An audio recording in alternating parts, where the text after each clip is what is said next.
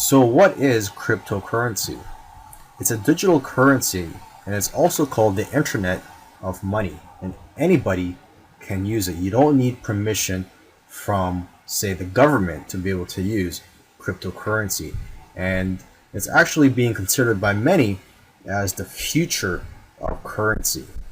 So what's appealing about cryptocurrency is that it's not issued by any central authority. And so it's theoretically immune to government interference or manipulation. Another great factor about cryptocurrency is that it allows you to pay somebody directly without the involvement of a bank or a corporation. Because nowadays, when you're paying somebody, if it's not through cash, there usually is a bank or a corporation that has to be involved in the transaction, such as PayPal, Apple Pay, etc.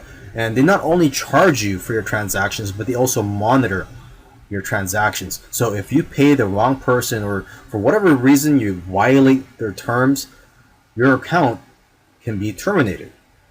Okay, and you have to realize that we're moving towards a cashless society, and it's better that people have control over their money rather than a bank or a corporation or even a government having control over it. Other reasons why people buy cryptocurrency is because they want to profit from short-term gains for long-term investment purposes, and also just to avoid supporting the fiat system and the Federal Reserve. As of the time that I'm making this video, there are over 1,300 different types of cryptocurrencies. And the most popular one, of course, is Bitcoin. It's currently priced at around $12,000, but the good news is that you can buy a fraction of it. And there are currently 21 million Bitcoins, and that is actually the limit to how many Bitcoins there are. So just like gold, there is a limited supply. But not all cryptocurrency, I believe, have a limited supply. And if you want to buy Bitcoin or other cryptocurrencies, you purchase them from exchanges, okay? And the exchange that I use to purchase Bitcoin is Coinbase.com. Okay, this is a very popular site where people go to buy Bitcoin. So I recommend, if you are going to purchase Bitcoin, you could try out other sites as well, but go ahead, try out Coinbase.com if you haven't made any purchases yet for cryptocurrency. Go there, try it out, open an account, and basically you could have your very first cryptocurrency today. And cryptocurrency is getting more popular by the day as more people realize the profit potential from buying and selling cryptocurrency. A lot of profit can be made from cryptocurrencies because when they first launch, usually they only cost a few cents. One example is a cryptocurrency named Stratus, which launched at less than 2 cents. So you could have bought Stratus at 2 cents, and about a year later, it went up to $3. So there are a lot of people that have become millionaires from buying certain cryptocurrencies when they first launch and selling them 1 or 2 years later.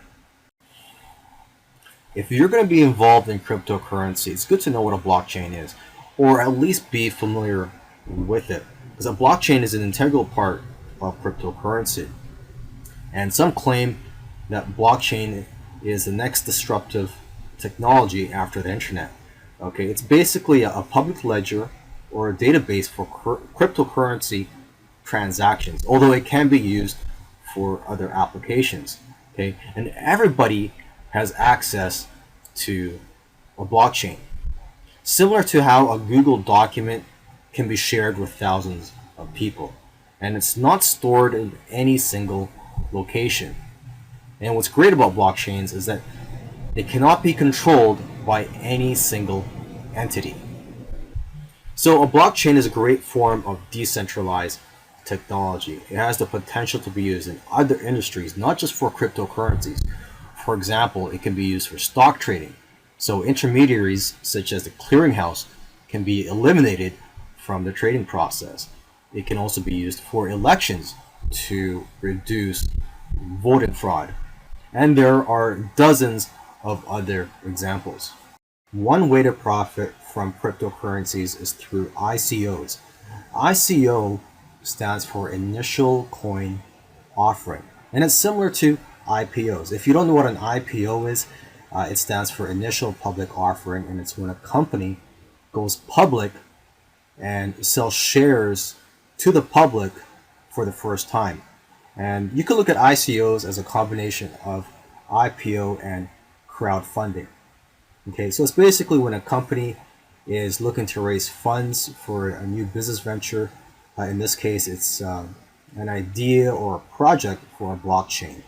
Okay, and if you do decide to invest in these new companies or ICOs, what you're going to receive in return is a new type of cryptocurrency issued by that company, as opposed to an IPO where you receive equity in the company if you decide to buy shares in a company.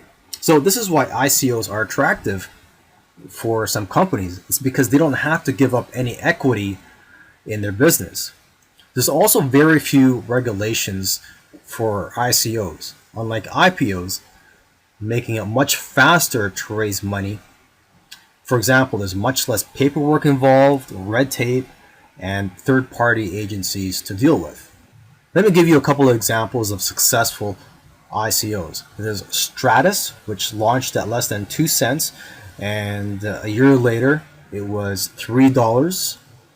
And there's also Ethereum, which launched at around 30 cents, and as of the time of making this video, it's currently over $800, and it's been about 3 years since it launched. And so there's quite a few people that have made millions with these ICOs. Now, I'm not saying you're going to make millions, and ICOs are becoming more popular than IPOs. In the last year, blockchain companies have raised twice as much money as companies have raised through IPOs.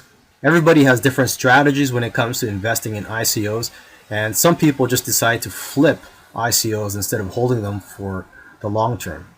What's great about ICOs is that they're more liquid than regular investments. For example, if you invest in a new company and you buy shares, usually you have to wait years to be able to sell your shares. With ICOs, you can sell it within a few days or weeks. If you're looking to invest in ICOs, there's new ICOs every week, but please do your due diligence, because there are many bad ICOs and it can be a gamble for you, and I don't want to see you lose your money.